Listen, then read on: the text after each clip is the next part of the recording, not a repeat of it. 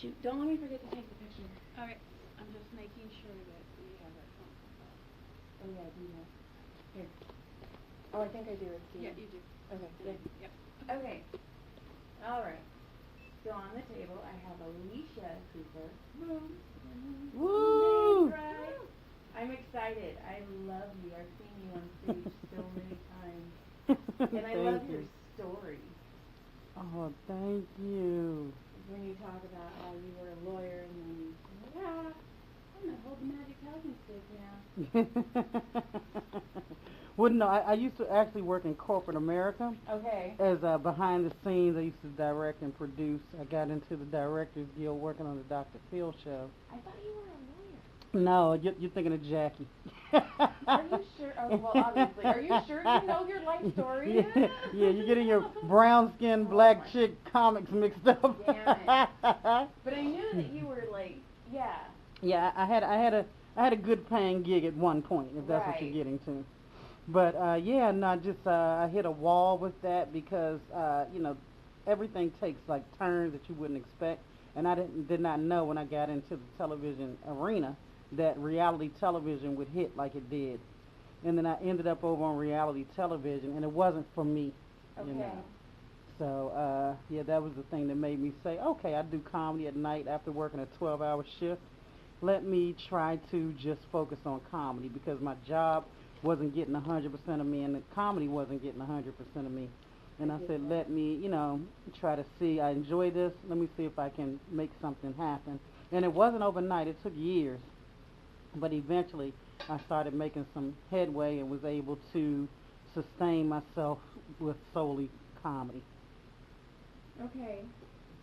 And have you ever had a massage before? Yes, I have. I figured as much because you knew where your head and your feet go. Normally when people are like, well, you haven't even seen it in a TV show? Like, really? This is Yeah. backwards. A couple of them. Yeah. They're like, I'm put my feet in this circle. Uh-huh. Let my Yeah. toes hang out. You're kind of like, what? How did that even make sense to you? Yeah. Okay, this older lady, she had to be in her 70s, and when I worked with a chiropractor, and I came in, and she was opposite, and I go, okay, hon, I'm gonna need you to turn around, and I'm gonna have your feet where your head are, and your head where your feet are. I'll leave the room, and she's like, you don't have to, honey, and she flipped around and spread her legs, so I saw everything, and I went home, and I'm all, I don't want mine to look like the back end of a rotisserie chicken. And John's like, what? No! Why would you say that? I'm like, that's what it looks like. It scared me. I'm going to go do kegels. I'll be back. Oh. So I take it she had had a few children. Yes. Yeah. Oh. She sounded Irish Catholic or Mormon. One of the two. Tuck that in. What are you? Whoa. There's a breeze and you're wearing a skirt. Does it go, ooh? Yeah. Is she stepping on it? Yeah. Throw it over her shoulder while she runs. Like, Tucks it in her bra. But that's why they have that whole plastic surgery called vaggie rejuvenation. Yep. So that's probably for people like that. Yeah, but I mean, when you're 70, like, what's the point? Let it blast. You've earned it. You have earned it.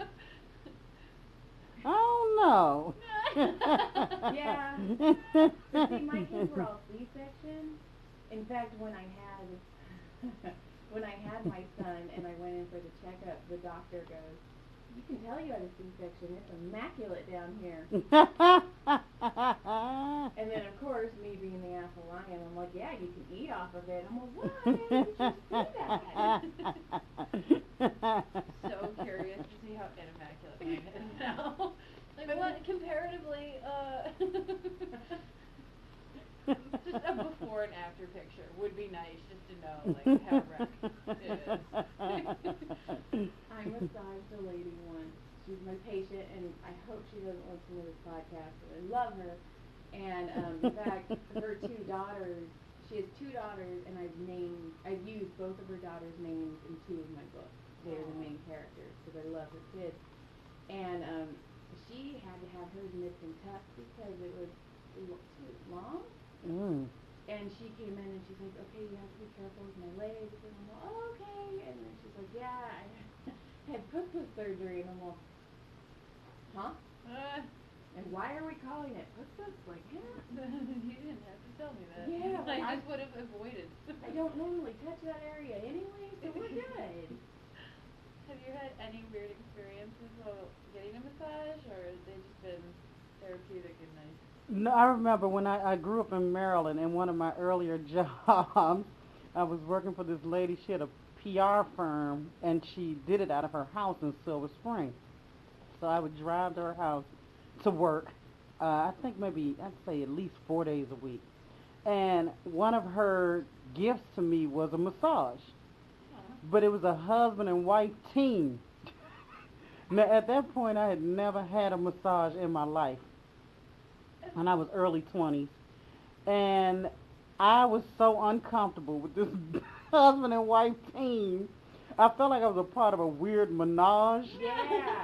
And I was so stressed out. I came out worse. After the massage, I was more tense. I was more knotted up and balled up after the daggone massage because they were moaning. I was like, wait a minute, wait a minute. You know, so Did you check their lotion bottle first? I was like, who's this husband-wife team? Two people massage you and moaning like I was in some weird seance. And then I couldn't say anything to my boss, but thank you, because then you sound like an ingrate. Right. But I was more stressed out than I started.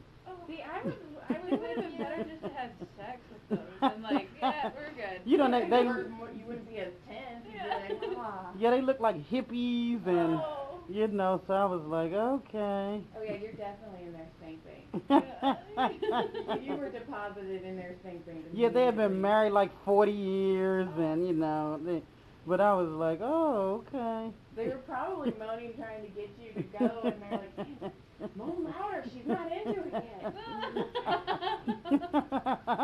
You're face down, they're both naked. I kept my eyes sealed shut. Super glue couldn't have sealed my eyes together better. Oh, fantastic story, especially for your first one. Oh my gosh.